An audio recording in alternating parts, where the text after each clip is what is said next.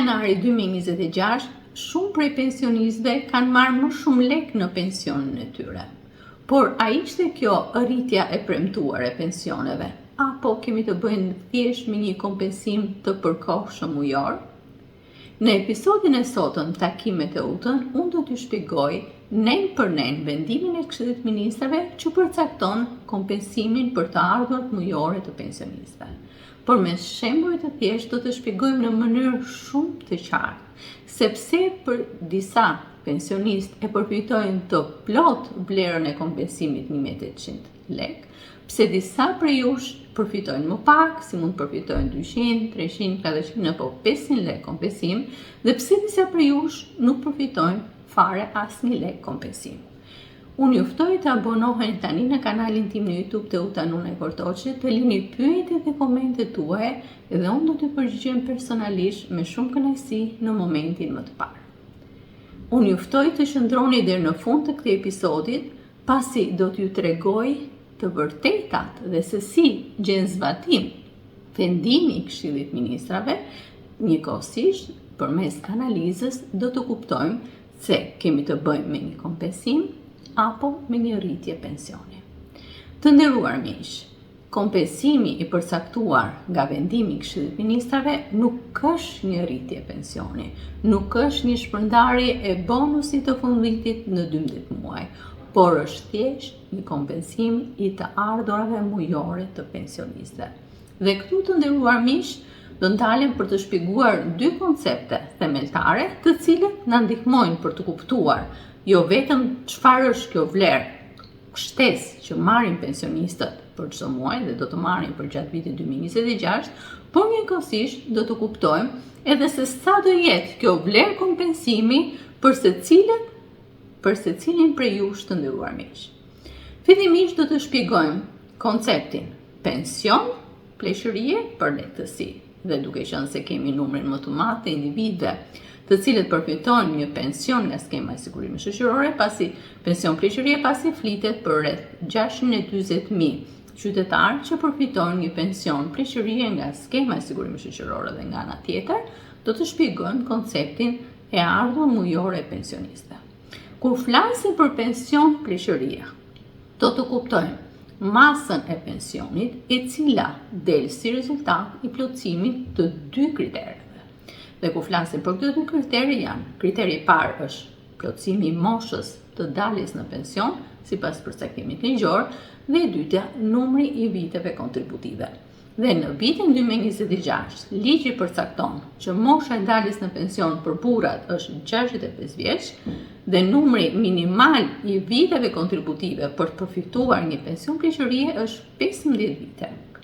Nga ana tjetër, për zonjat, numri i viteve kontribute për të përfituar një pension pleqërie sërish 15 vite kontribute, ndërsa mosha e daljes në pension në vitin 2026 është 62 vjeç. Pra të nderuar miq, një zonjë dhe një zotëri, sipas ligjit në Shqipëri, mund përfitojë pension nga skema e sigurimit shoqëror vetëm nëse realizon plotësimin minimumit të 15 vite kontributive dhe moshën e daljes në pension 62 vjeç për gra dhe 65 vjeç për burra. Vlera e cila përllogaritet si mas pensioni merr në konsiderant e para pensioni social dhe e dyta të gjithë vlerën e viteve kontributive që është derdhur nga qytetarët dhe njëkohësisht numrin e viteve kontributive.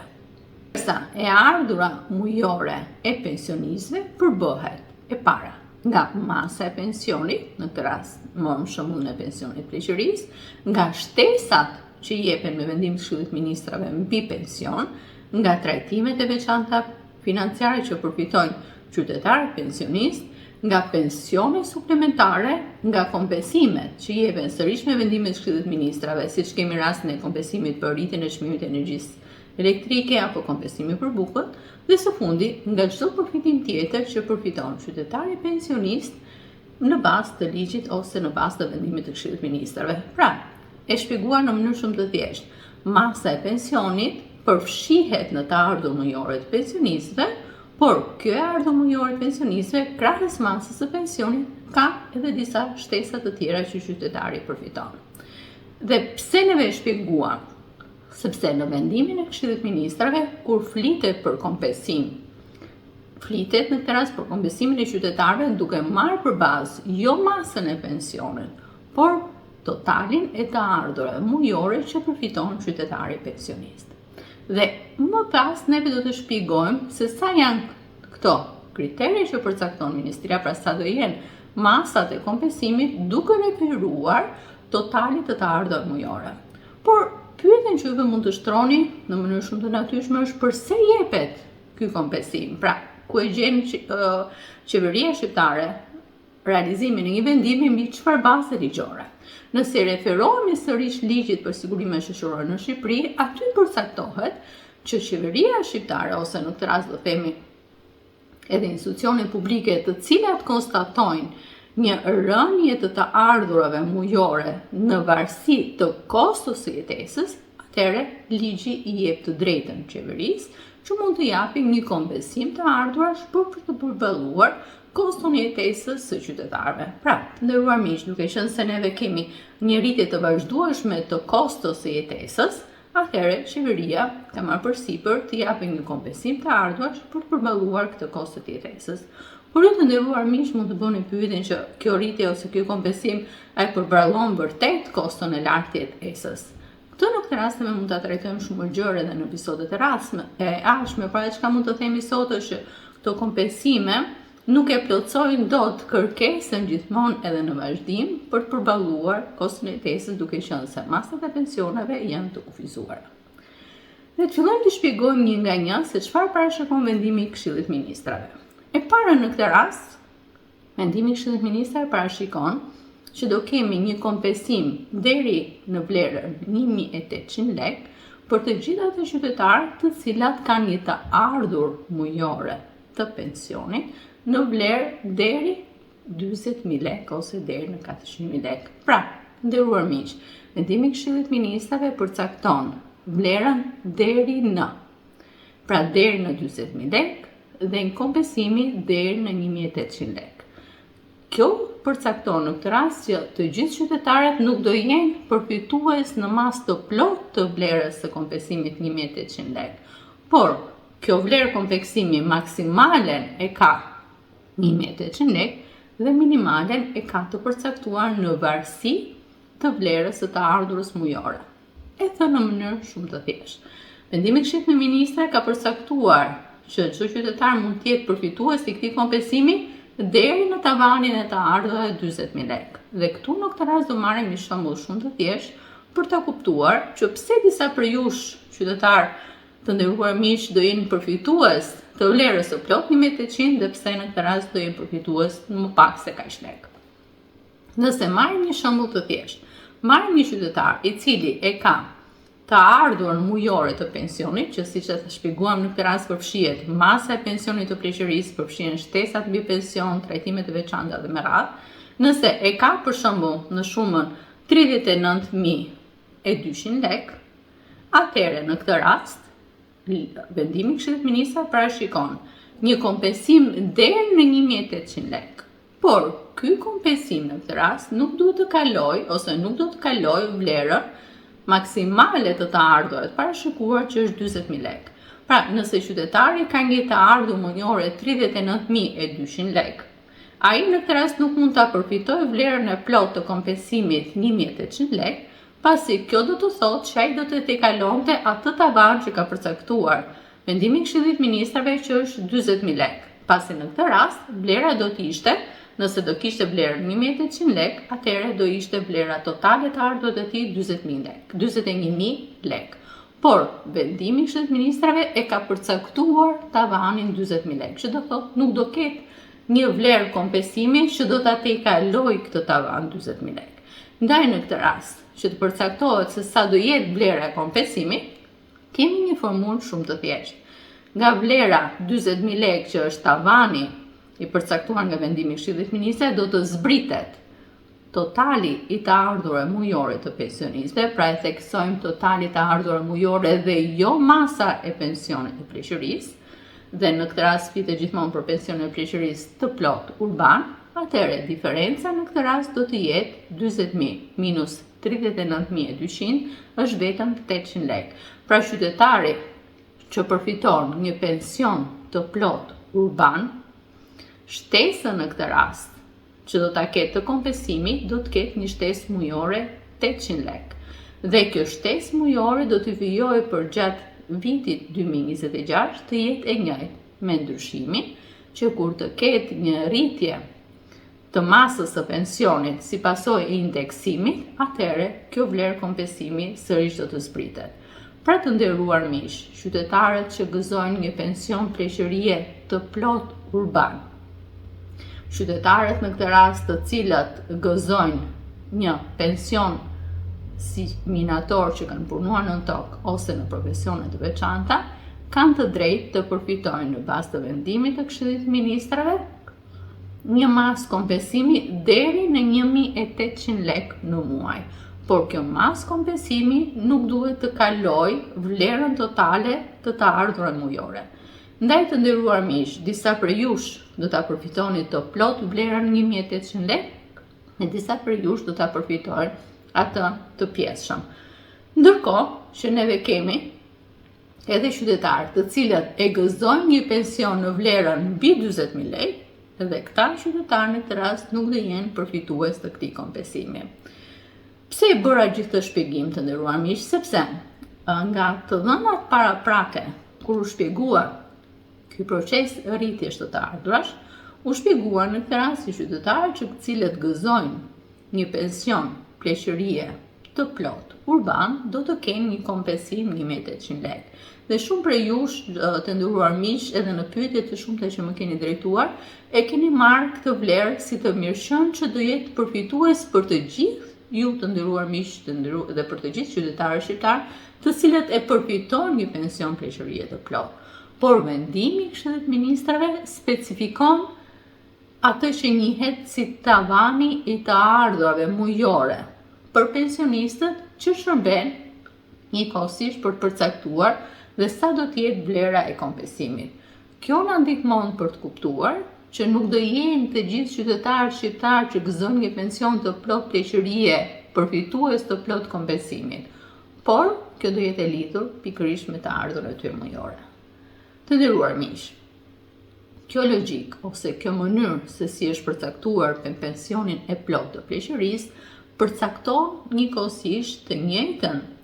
mënyrë procedimi edhe për pensionet e pjesshme të pleqërisë, edhe për pensionet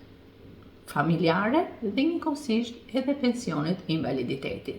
Dhe të villojmë në këtë rast shpjegimin dhe njëkohësisht analizën se si do veprohet për pensionet e pjesshme urbane. Përfitues të një kompensimi në masën deri në 800 lek do ta kenë të gjithë ata qytetarë që do përfitojnë një pension të gjithë ata qytetarë që përfitojnë një pension të pjesshëm pleqërie, por njëkohësisht edhe qytetarët që përfitojnë një pension social. Dhe kufiri në këtë rast është vlera 22.000 lek. Pra nëse të ardhurat mujore të qytetarëve që përfitojnë pensionit të pjesshme pleqërie janë në vlerën 22.000 lek, këta qytetarë nuk përfitojnë kompensim. Nëse vlera e këtyre të ardhurave është nën vlerën 22.000 lek, ata do përfitojnë një vlerë kompensimi si diferencë mes totalit të ardhurave mujore të përcaktuar me vendim Këshillit të Ministrave 22.000 lek minus totalin e të ardhurave mujore që ata marrin, dhe kjo diferencë do jetë vlera e tyre e kompensimit. Nëse kjo diferencë është më pak se 800 lek, atëherë vlera e kompensimit do jetë në këtë rast më e vogël se sa vlera 800. Dhe këtu në këtë rast do të marrim dy shembuj të nderuar miq. Do marrim shembullin e një qytetari i cili ka një pension pleqërie të pjesshme urban, do ta marrim në shembullin e vlerës 18.000 lek. Ndërkohë, e gjithë e ardhura e tij mujore që ai merr, pra të gjitha shtesat, do t'i marrim në mënyrë hipotetike në vlerën 19.000 lek. Atëherë, ne shohim që diferenca nga vlera 22.000 lek që ka përcaktuar baza ligjore dhe vlera 19.000 lek e të ardhurave mujore të pensionistëve është në diferencën 3.000 lek. Pra ky qytetar e merr të plot vlerën 800 lek të kontributit. ose të ndryshme në të flasim të kompensimit. Nëse qytetari në shembullin 2 ka një pension, pra mas pensioni dhe plus shtesa që përbëjnë të ardhurën e tij mujore si pensionist, e marrim si shembull në vlerën 21.500 lek, atëherë neve shohim që diferenca nga vlera 22.000 lek, që është tavani i të ardhurës mujore të pensionistëve, minus vlerën 21.500 lek, dhe kjo diferencë në këtë rast është vetëm 500 lek. Atëherë, ky qytetar do përfitojë një kompensim në masën 500 lek dhe jo në masën 800 lek. Pasi me masën 800 lek, ai e kalon këtë vlerë të përcaktuar në këtë rast, si vlerë tavan nga ana e vendimit të Këshillit të Ministrave, dhe ai në këtë rast, pra ky qytetar do marrë një kompensim më të vogël. Pra të nderuar miq, kompensimet që përcaktohen me vendimin e Këshillit të Ministrave nuk janë a priori, që do thotë nuk merren në vlerë të plotë. Merren të lidhura drejt për drejt me të ardhurën tuaj mujore. Ndërkohë, kur flasim për pensionin social, dhe individët që gëzojnë një pension social do të marrin një kompensim në masën pikërisht 800 lek, dhe duke qenë se pensioni social është një vlerë shumë e kufizuar, krahasim me këtë tavan që ka vendosur për 22.000 lek është e ardhurë mujore, ata në këtë rast, individët që përfitojnë një pension social do jenë njëkohësisht dhe përfitues të plotë të këtij kompensimi në vlerën 800 lek. Por kemi edhe 3 kategori të tjera të nderuar miq që do jenë përfitues të një kompensimi. Dhe në rastin konkret kemi të bëjmë me qytetarët të cilët përfitojnë një pension rural. Dhe qytetarët që përfitojnë një pension rural janë të gjithë ata qytetarë të cilët kanë punuar në ish kooperativat bujqësore, ose qytetarë që deri në vitin 2014 kanë përfituar një pension rural, duke qenë se kanë banuar në fshat dhe njëkohësisht kanë dhënë kontribute pikërisht për shkak të vendbanimit të tyre dhe njëkohësisht të punës që ata kanë kryer në bujqësi. Këta qytetarë në këtë rast do kenë një përfitim ose një kompensim mujor deri në vlerën 1.000 lek ose 10.000 lek të vjetra. Dhe tavani i përcaktuar nga Këshilli i Ministrave është 18.000 lek. Që do thotë të gjithë ato qytetarë të cilët kanë një të ardhurë mujore në vlerën 18.000 lek, do jenë përfitues të një kompensimi deri në 1.000 lek. Pra flasim gjithmonë për pensionin rural. Ndërsa qytetarët që përfitojnë një pension rural dhe njëkohësisht e ardhura e tyre mujore, pra totali i të ardhura mujore si pensionistit, e kalon vlerën 18.000 lek, ata nuk janë përfitues të një kompensimi. Dhe sërish si në rastin e pensioneve urbane, vlera e kompensimit do përcaktohet nga diferenca mes vlerës 18.000 lek, që është vlera e pension e të ardhurës totale mujore të pensionistëve përcaktuar nga vendimi i Këshillit të Ministrave, dhe të zbritet totali të ardhurave të tyre mujore. Nëse një qytetar në këtë rast, pensionist rural, ka një të ardhur si pensionist, për shembull në vlerën 17.000 lek, atëherë ata e përfitojnë të plot vlerën e kompensimit 1.000 lek. Nëse ata kanë një të ardhur mujore si pensionist në vlerën 17.500 lek, ata në këtë rast do përfitojnë vetëm një kompensim në masën 500 lek. Pra 18.000 lek që është tavani përcaktuar nga vendimi i Këshillit të Ministrave, minus 17.500 lek që është totali i të ardhurave të tyre mujore, dhe diferenca në këtë rast që do përcaktoj edhe masën e kompensimit është pikërisht 500 lek. Pra të nderuar miq, ju vetë në këtë rast mund ta bëni për llogaritjen duke ditur edhe vetë vlerën e të ardhurave mujore që merrni. Ndërsa për kategorinë e tretë në këtë rast, pra shpjeguam pensionin e pleqërisë në dy nën kategori, i plot edhe i pjesshëm në zonat urbane. Shpjeguam pensionin e pleqërisë rural, tashmë kemi kategorinë e tretë që është pensioni i validitetit. Tavani që ka përcaktuar vendimi i Këshillit të Ministrave për kompensimin është vlera mujore e pensionistit në masën deri në 30.000 lek. Ndërsa kompensimi që do jepet për këtë kategori është në vlerën deri 600 lek në muaj. Kjo do të thotë në këtë rast si qytetarët të cilët gëzojnë një pension invaliditeti, mbi vlerën 30.000 lek në muaj nuk do të jenë përfitues të një kompensimi mujor. qytetarët të cilët të ardhurën e tyre mujore në këtë rast e kanë më të ulët se sa vlera 30.000 lekë, atëherë në këtë rast ata do të jenë përfitues të këtij kompensimi dhe masa e kompensimit do përcaktohet pikërisht nga totali i vlerës së të ardhurave të tyre mujore. Ne marrim sërish një shembull të thjeshtë, nëse një qytetar përfiton një vlerë ose ka një vlerë mujore prej 28.000 lekësh, si e ardhur e tyre mujore, si pensionist invaliditeti,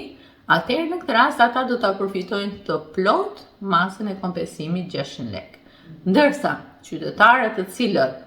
kanë për shembull një vlerë totale mujore ku përfshihet në këtë rast masa e pensionit të invaliditetit, por edhe gjithë shtesat e tjera, dhe e ka për shembull, marrim një shembull për ta kuptuar rastin, 29.700 lekë, atëherë në këtë rast vlera ose masa e kompensimit që ata do përfitojnë është një diferencë nga 30.000 lekë, që është tavani i përcaktuar nga Këshilli i Ministrave, minus vlerën 29.700 lekë dhe diferenca 300 lekë përcakton masën e kompensimit që do të marrë qytetari pensionist që gëzon një pension invaliditeti dhe njëkohësisht të gjithë ata qytetarë në këtë rast të cilët e gëzojnë ose kanë një të ardhur mujore si pensionist invaliditeti më të vogël se vlera 30.000 lekë. Pra të nderuar miq, vlera e kompensimit në masën 600 lekë nuk merret a priori për të gjithë qytetarët që gëzojnë një pension invaliditeti, por vetëm për ata të cilët të ardhurën e tyre mujore si individ me pension invaliditeti e kanë më të vogël se vlera 30.000 lekë. Dhe ata do përfitojnë një masë kompensimi pikërisht nga diferenca mes vlerës 30.000 lekë dhe totalit të ardhurave mujore që ato kanë, por kompensimi nuk është më shumë se 600 lekë. Ndërsa, kategoria e fundit që do të shpjegojmë janë pikërisht pensionet familjare. Dhe vendimi i Këshillit të Ministrave ka përcaktuar që pensioni familjar në këtë rast të ketë një tavan në masën 18.000 lekë në muaj.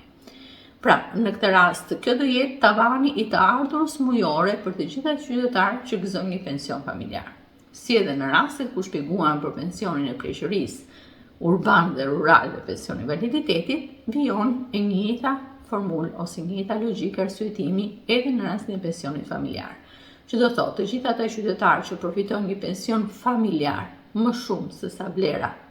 18.000 lekë, ata nuk do jenë përfitues të një mase kompensimi, dhe bazë gjithmonë të këtij vendimi të Këshillit të Ministrave.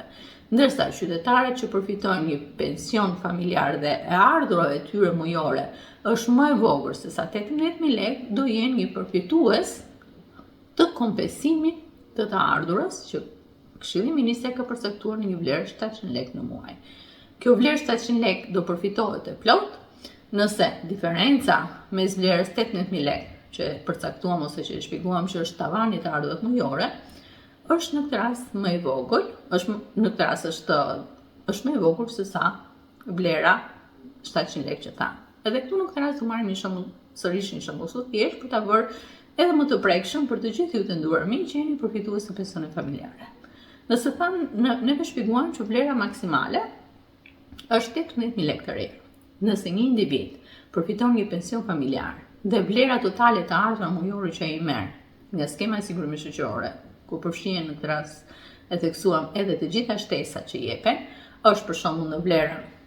17.000 lekë, atëherë në këtë rast ky qytetar e përfiton të plot shtesën prej 700 lekësh që jepet si kompensim për qytetarët që përfitojnë një pension familjar.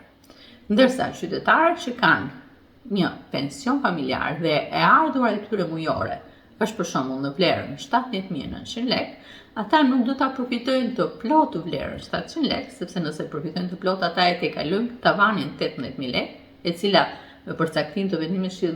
të Këshillit të Ministrave nuk do duhet të tejkalohet nga ky kompensim. Atëherë në këtë rast diferenca që do të marrë kompensim një qytetar në rastin konkret është 18.000 lekë, që është tavani i përcaktuar nga vendimi i Këshillit të Ministrave, minus 17.900 lekë, që është vlera e pensionit familjar plus shtesat, pra nuk kuptohet e ardhura e tyre mujore, dhe kompensimi që do të marrë në këtë rast është 100 lekë. Pra të nderuar miq, unë shpjegova në mënyrë shumë të detajuar se si do funksionoj kompensimi i përcaktuar me vendim të Këshillit të Ministrave. Pra, ky kompensim në këtë rast, e para në këtë rast është i përkohshëm, sepse vendimi i Këshillit të Ministrave përcakton që ky kompensim do të përfitohet nga të gjithë ata qytetarë të cilët janë aktualisht në pension, e dyta, nga të gjithë ata qytetarë të cilët deri në datën 31 dhjetor të vitit 2025 përfshirë edhe këtë datë, e fitojnë të drejtën për të përfituar një pension, që nuk kuptohet është data e lindjes së tyre dhe njëkohësisht mund të jetë data e cila përcakton periudhën ose kohën në të cilët dilen në pension. Dhe e treta do jenë të gjithë ata individ për të cilët nga 1 janari deri në 31 dhjetor të 2026 do ta fitojnë të drejtën për të dalë në pension dhe njëkohësisht do jenë përfitues të një pensioni familjar, invaliditeti apo pensioni pleqërie. Dhe tek rasti i pensionit pleqërisë, e ritheksojmë në këtë rast që e drejta për të fituar një pension pleqërie në vitin 2026 është për gratë kur mbushin moshën 62 vjeç, për burrat kur mbushin moshën 65 vjeç, dhe njëkohësisht kur ato kanë realizuar 15 vite kontributive. Pra në këtë rast, vendimi i Këshillit të Ministrave përcakton që kompensimi mujor është i lidhur drejt për drejt me të ardhurat, me totalin e të ardhurave mujore që ata marrin. Nëse ky total i të ardhurave mujore që qytetarët marrin është më i lartë se sa tavanet që ka përcaktuar vendimi i Këshillit të Ministrave, 40.000 lekë për pensionin e plot rural, 22.000 lekë, 40.000 lekë për pensionin e plot urban, 22.000 lekë për pensionin e pjesëshëm urban, 18.000 lekë për pensionin rural, pensionin pleqërisë rural, 30.000 lekë për pensionin invaliditetit dhe 18.000 lekë për pensionin familjar, atëherë këta individ nuk janë përfitues kompensimi. Përfitues kompensimi do jenë ata individ të cilët janë poshtë këtij niveli ose këtij tavani që ka përcaktuar vendimi i Këshillit të Ministrave. Elementi i tretë që është i rëndësishëm për të kuptuar nga ky vendim i Këshillit të Ministrave është që kompensimi që do të akordohet për çdo muaj për gjatë vitit 2026 nuk është i indeksueshëm. Çfarë do thotë kjo? Kompensimi në këtë rast nuk është mas pensioni, pra nuk përfshihet në masën e pensionit, nuk përfshihet as te pensioni social dhe nuk përfshihet në këtë rast as tek llogaritja e pensionit. Kjo mas pensioni vijon të ruaj të njëjtën rregull siç ka qenë edhe më parë përpara vendimit të Këshillit të Ministrave, që do thotë merret për bazë për llogaritja e numrit të vite kontributive dhe njëkohësisht i vlerave kontributive të derdhura. Pra masa e pensionit ngelet e pandryshuar, që do thotë ky kompensim nuk është një rritje pensioni. Njëkohësisht në këtë rast është shumë e rëndësishme për të kuptuar që indeksimi realizohet në bazë të ligjit vetëm mbi masën e pensionit dhe jo mbi shtesat që i mund të jenë pensione suplementare, mund të jenë trajtime të ndryshme të veçanta, mund të jenë në këtë rast shtesa të ndryshme ose kompensime të ndryshme. Nëse vendimi i Këshillit të Ministrave përcakton një indeksim për shembull të pensionit suplementar, atëherë realizohet. Nëse nuk përcaktohet, atëherë nuk realizohet. Por ligji e përcakton në mënyrë të saktë që masa e pensionit të pleqërisë, të invaliditetit dhe pensionit familjar janë të indeksueshme.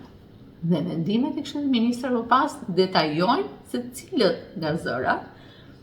e përfituesve të pensionit do jenë ato të indeksueshme. Pra në rastin konkret, ky kompensim klasifikohet si të gjithë kategoritë të tjera të kompensimit, në këtë rast janë dhënë si në rastin e energjisë elektrike, si në rastin e për mbështetjen për rritjen e çmimit të energjisë elektrike, për mbështetjen për rritjen e çmimit të bukës dhe nuk është indeksueshëm. Në vitin 2026, në bazë të ligjit, neve do të kemi sërish në këtë rast një indeksim të pensioneve dhe vlerën në përqindje do të shikojmë sepse ajo është e lidhur drejt për drejt me normën e inflacionit. Dhe ajo çka do kenë në konsiderat qytetarët, të cilët do jenë përfitues të këtij kompensimi nga janari i vitit 2026, që në momentin që do bëhet një indeksim i pensionit, do thotë që vlera e tyre do të rritet. Dhe nëse kjo vlerë pensioni e rrit në këtë rast masën totale të ardhurave për te vlerës 40.000 lekë, ata në këtë rast nuk do jenë më, në rast e pension pleqërisë, nuk do jenë më përfitues të një kompensimi. Pra të nderuar miq, është shumë e rëndësishme që nga gjithë ky shpjegim juve të kuptoni një element të rëndësishëm. E para, në këtë rast kompensimi nuk është a priori për të gjithë qytetarët. Do jetë i përkohshëm, pra vendimi i Këshillit të Ministrave përcakton për momentin vetëm për vitin 2026, e dyta është një kompensim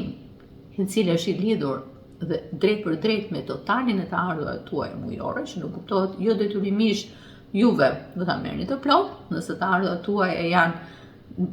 shumë pranë ose shumë afër vlerës 40.000 lekë, juve në këtë rast do ta merrni të kufizuar këtë kompensim. Ky kompensim nga ana tjetër nuk indeksohet. Në këtë mënyrë të nderuar miq, u besoj se ju kam shpjeguar në mënyrë shumë të qartë dhe u besoj që juve të gjithë jeni sqaruar që pse juve kur keni tërhequr pensionin, vlerën e pensionit në ditët e para të muajit janar, juve keni marrë një diferencë shumë të vogël lekësh nga pensioni që kishit marrë në muajin dhjetor. Dhe në shumë komente dhe njëkohësisht në shumë komunikime të drejtë për drejta që ju më keni adresuar, pikërisht më keni shtruar këtë pyetje, siç e ka shtruar rasti një zonë, që pse unë kam marrë një shtesë pensioni prej vetëm 120 lekësh. Dhe pikërisht arsyeja që ju keni marrë një shtesë pensioni për 20 lekësh është në këtë rast se juve, duke qenë se keni një pension në vlerë 39.880 lekë, atëherë juve ju jepet vetëm një vlerë 120 lekë, që është diferenca nga vlera 40.000 lekë minus 39.880 lekë. Kjo është arsyeja që juve në këtë rast përfitoni vetëm 120 lekë dhe nuk e përfitoni të plot vlerën e kompensimit 18.000 lekë. Të nderuar miq, në pjesën e dytë të episodit të sotëm, në këndin e pyetjeve do të përgjigjemi 3 pyetje. Pyetja e parë është: a duhet të aplikojë qytetari pensionist për përfituar kompensimin që përcakton vendimi i fundit i Këshillit të Ministrave? Jo, të nderuar miq, për të përfituar kompensimin e përcaktuar me vendimin e Këshillit të Ministrave, ju nuk keni më nevojë të bëni një aplikim të ri, pasi ky kompensim do të përfshihet në të ardhurën mujore të pensionistëve dhe së bashku me pensionin ose me masën e pensionit tuaj të pleqërisë, të invaliditetit apo familjar, juve njëkohësisht merrni të gjitha shtesat e pensionit, pra të gjitha kompensimet shtesë, përfshirë edhe këtë kompensim që është përcaktuar me vendim të Këshillit të Ministrave. Ndaj në këtë rast kur juve për të gjithë ata qytetarë që kanë tërhequr pensionin në fillim të muajit janar dhe për të gjithë qytetarët do ta tërheqin përgjatë ditëve në vijim, ata në këtë rast do ta kenë të përfshirë edhe këtë kompensim të fundit në totalin e të ardhurave të tyre mujore që do të marrin. Pra nuk do kenë nevojë më për një aplikim të ri. Pyetja e dytë është: çfarë ndodh me kompensimin nëse përgjatë vitit 2026 do të kemi një rritje të ardhurave mujore të qytetarëve pensionistë? Nëse neve do kemi një rritje të totalit të ardhurave mujore të pensionistëve, dhe marrim rastin për shembull nëse do kemi një indeksim të masës së pensionit, qoftë pension pleqërie, invaliditeti apo familjar, do thotë që kjo e ardhur mujore do të rritet pas indeksimit. Dhe nëse kjo e ardhur mujore e qytetarëve pensionistë do jetë më e lartë se sa tavanet e përcaktuar me vendim të Këshillit të Ministrave, që janë për pensionet e pleqërisë të plota urbane, tavani është 40.000 lekë, për pensionet e pleqërisë të pjesshme urbane, tavani është 22.000 lekë, për pensionet për pensionet e pensionistëve rural, tavani është në vlerën 18.000 lekë, për pensionet e invaliditetit, tavani i të ardhurave mujore të pensionistëve është në vlerën 30.000 lekë, dhe për pensionet familjare, tavani i të ardhurave mujore të këtyre qytetarëve është në vlerën 18.000 lekë. Pra nëse kjo e ardhur mujore që juve do të merrni pas indeksimit të pensionit do jetë më e lartë se këto vlera, atëherë në këtë rast ju nuk do jeni më përfitues të kompensimit. Nga ana tjetër, kompensimi mund të ndryshojë në vlerë gjithmonë nëse vlera e kompensimit në këtë rast do t'i kalojë këto vlera të përcaktuara si pasojë e rritjes së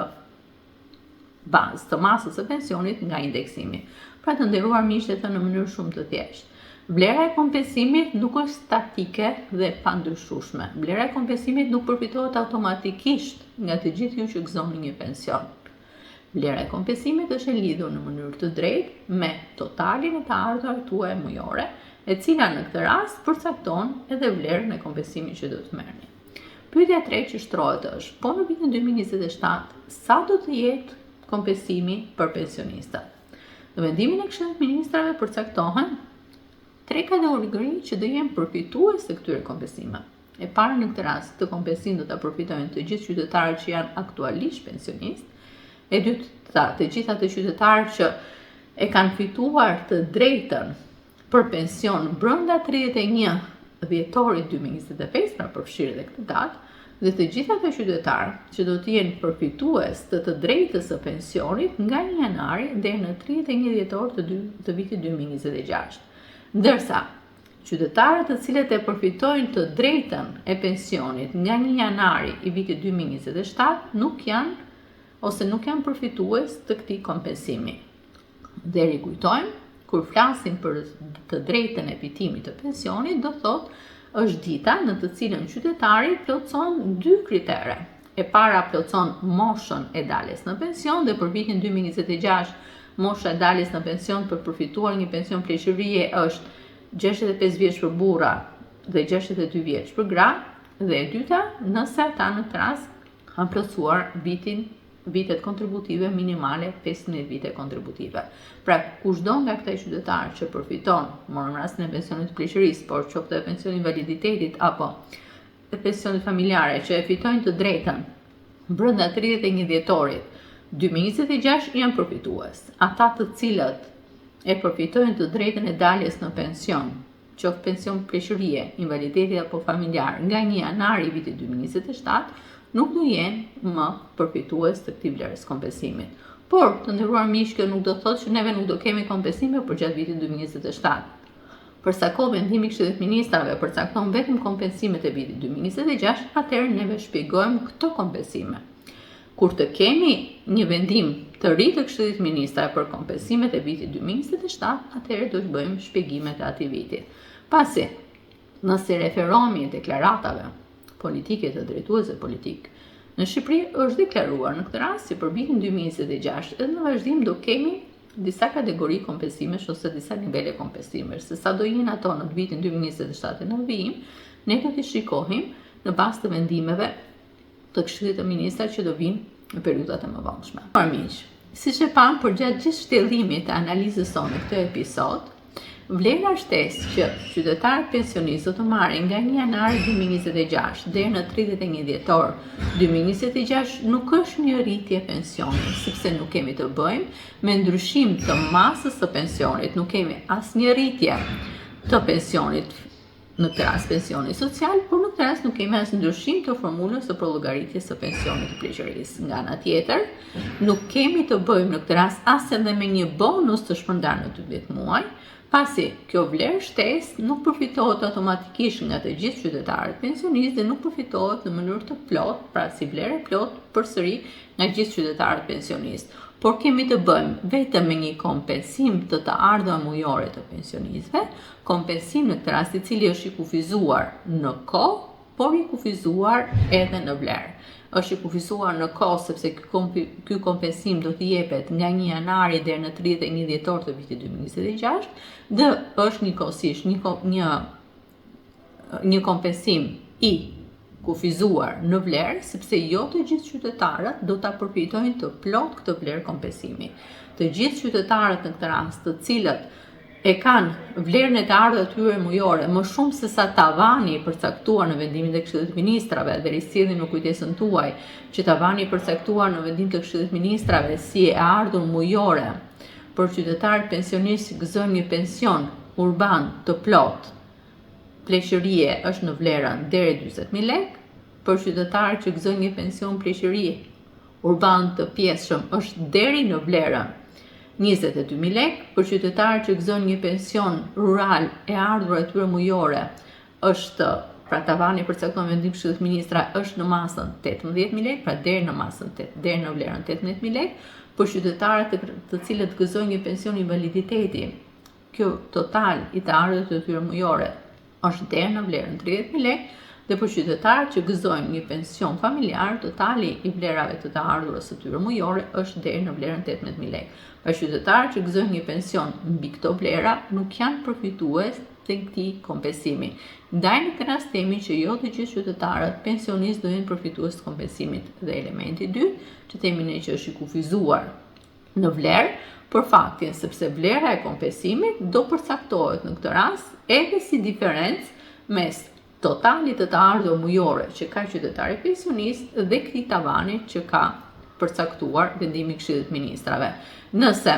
vlera e kompensimit do të arrisë totalin të ardhur mujore mbi këto vlera që ka përcaktuar, atëherë në këtë rast kompensimi që do merret do jetë i pjesshëm dhe jo i plot. Të nderuar miq, unë juftoj të shkruani në komente se sa është vlera shtesë që ju keni marrë në muajin janar dhe njëkohësisht çfarë gjykoni? A është kjo shtesa që ju e prisnit? Dhe a gjykoni këtë rast si është e drejtë kjo formë ndarje kompensimi që do thotë para në këtë rast një kompensimi diferencuar për kategori të ndryshme pensionesh, e dyta në këtë rast sërish një kompensim i diferencuar që lidhet drejt për drejt me totalin të ardhur mujore. Të nderuar miq, ky është episodi që unë kisha përgatitur për sot. Unë ju falenderoj shumë që keni qenë dhe jeni në mënyrë të vazhdueshme pjesë e këtij komuniteti që rritet dita ditës dhe njëkohësisht një komunitet që po formohet gjithmonë edhe më tepër me informacione të plota, të sakta dhe njëkohësisht me informacione shumë të dobishme, kryesisht për çështjen e pensioneve. Unë juftoj të abonoheni në kanalin tim në YouTube Teuta Nuna Kortoçi, të lini pyetjet tuaja, komentet tuaj, të ndani me ne përvojat tuaja. Në këtë mënyrë neve forcojmë më shumë bashkëpunimin ton, por nga ana tjetër na ndihmon për të kuptuar cilat janë nevojat tuaja dhe neve do t'ju përgjigjemi në mënyrë më shumë të shpejtë për çdo pyetje që keni dhe njëkohësisht për çdo paqartësi. Duke ju falenderuar që na ndoqët deri në fund të këtij episodit, unë ju në takim për episodin e radhës dhe deri atëherë, mirë takofshim.